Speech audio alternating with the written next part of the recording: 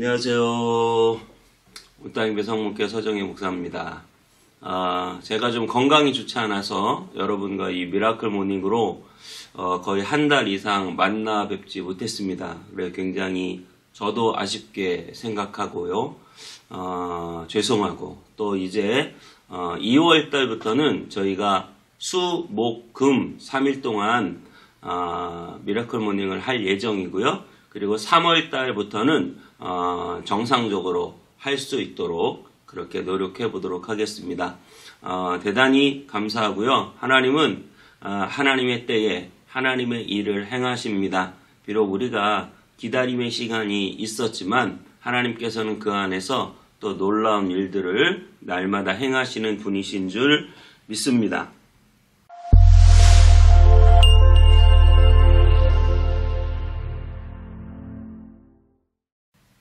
여러분, 하나님은 엄청난 능력을 가지신 분이시지만 하나님은 늘 정확한 때를 기다리고 그 때에 역사하시는 하나님입니다.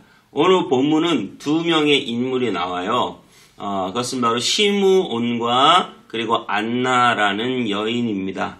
이 두 명의 인물은 예수 그리스도를 기다리며 성전에서 기도하고 늘 경건하게 살면서 예수 그리스도 메시아가 이 땅에 오실 것을 기다리고 기대하고 기도했던 그런 분들이었습니다.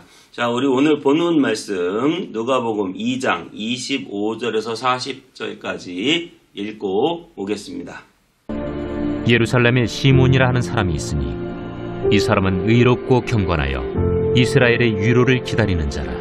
성령이 그 위에 계시더라. 그가 주의 그리스도를 보기 전에는 죽지 아니하리라 하는 성령의 지시를 받았더니 성령의 감동으로 성전에 들어가매 마침 부모가 율법의 관례대로 행하고자 하여 그 아기 예수를 데리고 오는지라. 시몬이 아기를 안고 하나님을 찬송하여 이르되 주제여, 이제는 말씀하신 대로 종을 평안히 놓아주시는도다. 내 눈이 주의 구원을 보았사오니 이는 만민 앞에 예비하신 것이요 이방을 비추는 빛이요 주의 백성 이스라엘의 영광이니이다. 그의 부모가 그에 대한 말들을 놀랍게 여기더라. 시몬이 그들에게 축복하고 그의 어머니 마리아에게 말하여 이르되 보라, 이는 이스라엘 중 많은 사람을 패하거나 흥하게 하며 비방을 받는 표적이 되기 위하여 세움을 받았고 또 칼이 네 마음을 찌르듯 하리니 이는 여러 사람의 마음의 생각을 드러내려 함이니라. 또 아셀지파 바뉴엘의 딸 안나라는 선지자가 있어 나이가 매우 많았더라. 그가 결혼한 후 7해 동안 남편과 함께 살다가 과부가 되고 84세가 되었더라. 이 사람이 성전을 떠나지 아니하고 주야로 금식하며 기도함으로 섬기더니 마침 이때에 나와서 하나님께 감사하고 예루살렘의 속량을 바라는 모든 사람에게 그에 대하여 말하니라. 주의 율법을 따라 모든 일을 마치고 갈릴리로 돌아가 본 동네 나사렛에 이르니라. 아기가 자라며 강하여지고 지혜가 충만하며 하나님의 은혜가 그 위에 있더라.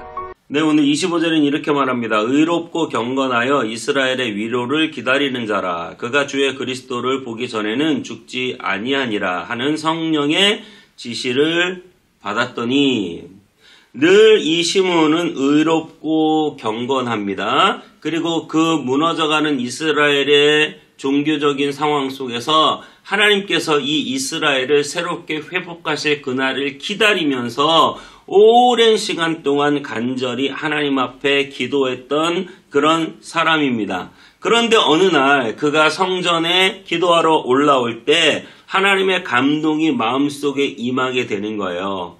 그것은 무엇이냐? 바로 그날이 왔다. 바로 그분이 오셨다. 이런 간절한 마음이 올라와서 보니 한 아기가 오고 있는 것이죠. 그래서 그 아기를 보고 하나님이 성령의 감동을 주신 대로 하나님을 찬양하고 그 아기에 대하여 드디어 내가 이제 이 아이를 보고 평안히 하나님 앞에 가겠구나. 그런 의미에서 오늘 29절에 이렇게 말해요. 주제여 이제는 말씀하신 대로 종을 평안히 놓아주시는도다. 내 눈이 주의 구원을 보았사오며 이는 만민 앞에 예비하신 것이요 이방을 비추는 빛이요 주의 백성 이스라엘의 영광이니이다.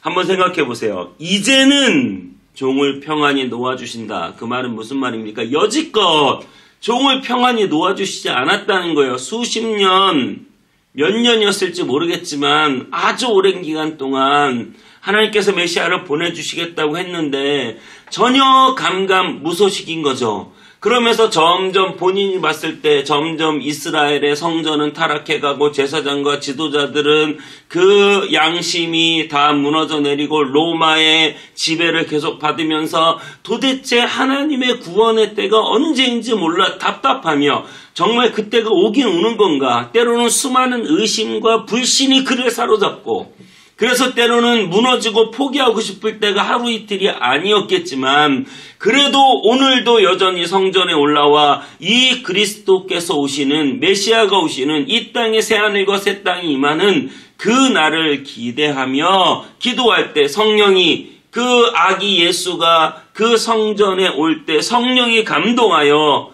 드디어 그분이 오셨구나. 주님 이제는 종을 평안히 놓아주십니다. 이젠 죽어도 여한이 없다는 거예요. 드디어 메시아께서 구원자께서 이 땅에 오셨기 때문에 그래서 만민의 이방을 비추는 빛 이스라엘의 영광 그분이 이 땅에 오셨구나를 선포하게 되는 것입니다. 이어진 안나와의 만남이 있어요. 안나는 특별히 그의 나이와 그의 행적이 나와요. 84살이었고 결혼한 지 7년 만에 과부가 되었다. 그러니까 당시 10대 후반에 결혼했으니까 20대 초반에 과부가 돼서 어때요?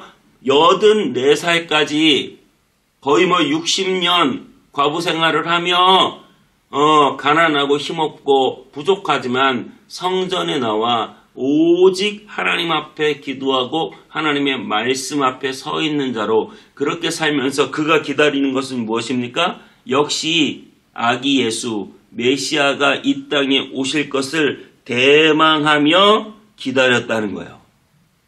얼마나 오랜 시간입니까? 60년이 넘게 끊임없이 아기 예수 이 땅에 오실 메시아 그리스도는 도대체 언제 오는 것인가? 답답하고 힘들고 어렵지만 하나님이 오신다고 하는 그날까지 참고 인내하며 기다렸던 그 안나의 모습을 생각해 보세요. 형편이 넉넉하고 모든 것을 다 가지고 있고 인간적인 위로를 받을 수 있는 상황에서 기다린 것도 아니에요. 그는 아주 어려운 형편 속에서 주변에 사람도 없이 늘 외롭게 오직 하나님을 바라보면서 하나님이 보내주신다는 메시아 예수 그리스도를 기다렸던 사람입니다. 여러분 성경에 수많은 기다리는 사람들이 나옵니다. 아브라함은 100세까지 아들 하나를 기다려야 했어요. 아들이 여럿 있는 것도 아니고 건강이 온전한 것도 아니고 이미 경소가 다 끊어진 상태에서 아이를 낳을 수 없는 조건임에도 100세까지 아브라함은 기다려야 했단 말입니다.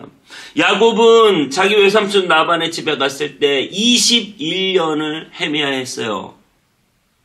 외삼촌 라반의 집으로 가다가 그는 베델에서 하나님을 만나잖아요. 천사가 사다리에 오르락 내리락 내가 내 자손을 번성하게 하고 내가 너를 다시 이 가나안 땅으로 아버지의 땅으로 돌아오게 하겠다. 틀림없이 하나님이 약속하셨어요. 그런데 21년을 거기에서 죽을 똥 살 똥 외삼촌에게 속임을 받으며 그렇게 고생하고 살았다는 것이죠. 여러분 요셉은 종으로 팔려갔어요. 감옥에 들어갔어요. 모세도 광야에서 40년을 헤매야 했어요. 다윗도 10년 이상 광야를 헤맸습니다. 그들은 다 수십 년 기다리고 기다렸습니다. 하지만 하나님은 마침내 이루시고 역사하시는 것이죠. 저와 여러분의 인생 하나님의 놀라운 역사가 나타나는 그날이 언제일지 우리는 기다리고 기대하며 기도하는 사람들이 되어야겠습니다. 저희 교회도, 온땅님의 성문 교회도 하나님이 어떻게 역사하실지 우리는 아무도 모르지만 우리가 해야 되는 일은 뭐요? 날마다 성전을 모여 기도하기를 힘쓰고 흩어지면 하나님의 복음을 전하기에 힘쓰고 그래서 하나님이 역사하시는 그날을 기다리고 기대하며 기도하는 것입니다.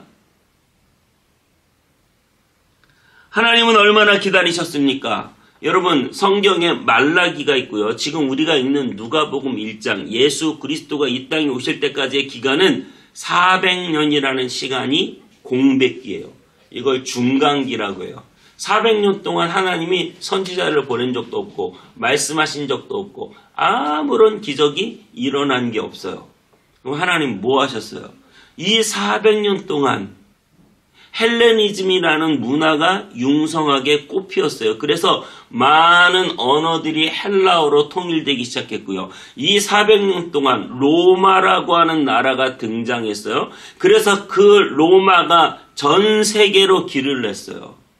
그리고 400년 있다가 예수 그리스도께서 이 땅에 오셨는데 언어가 통일되어 있고 모든 길이 로마에서부터 전 세계로 뻗어져 있었습니다. 그래서 어떻게 했어요? 하나님의 복음이 헬라어를 타고 전 세계에 전파되었고 하나님의 말씀이요. 그리고 하나님의 복음이 그 로마의 길을 따라 전 세계로 전파되었습니다. 하나님은 침묵하시지만 하나님은 일하고 계시고 하나님은 보이지 않지만 하나님은 여전히 그 자리에 계십니다.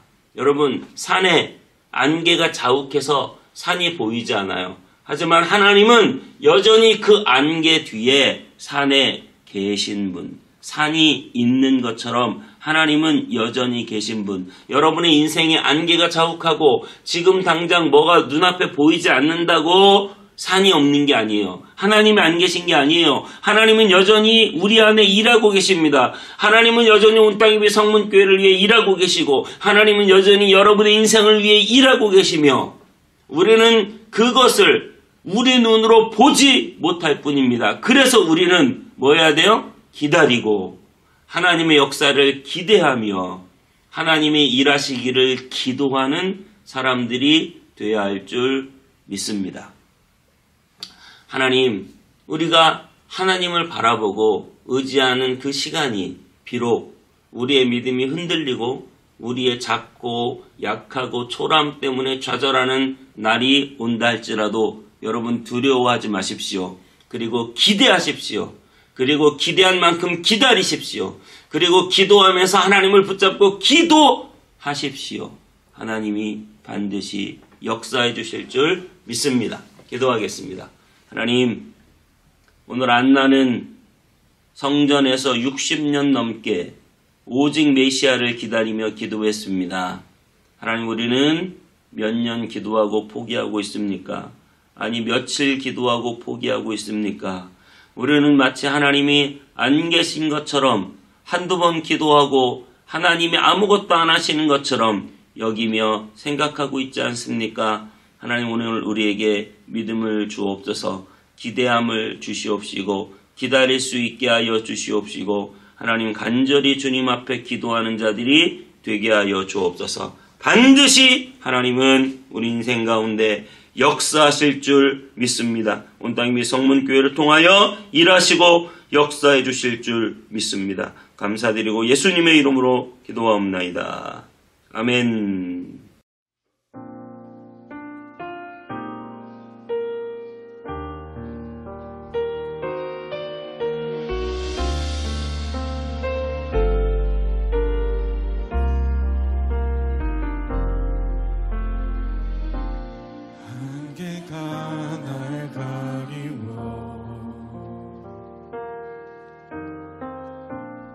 내 믿음을